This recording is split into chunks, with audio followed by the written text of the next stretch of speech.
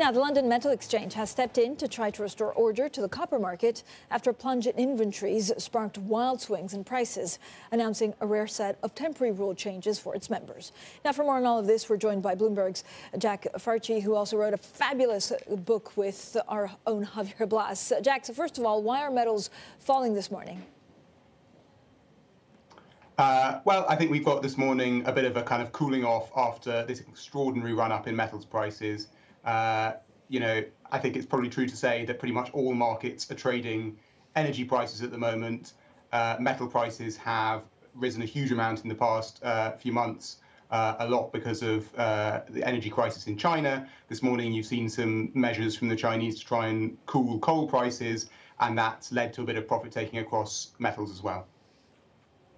So the LME, Jack, has stepped in to tackle the chaos in the copper market. What do you make of that move exactly?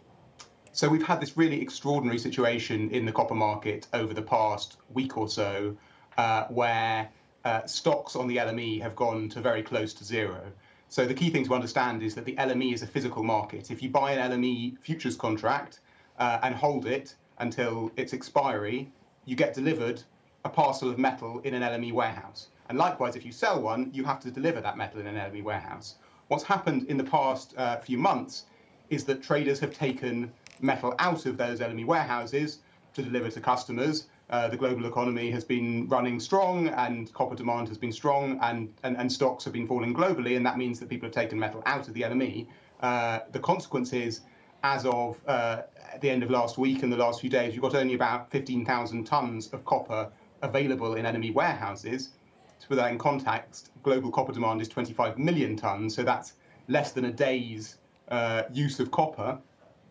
And that's meant that there's been this almighty squeeze on the LME copper market. So we saw on Monday the price of copper for deliver immediately rising to more than $1,000 above the price of the benchmark futures contract in 3 months.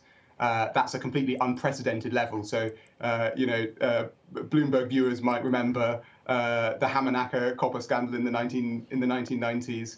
Mr. Copper squeezing the market. That level of the squeeze on the spread has gone far in excess of what happened then, and indeed far in excess of anything that's happened on record.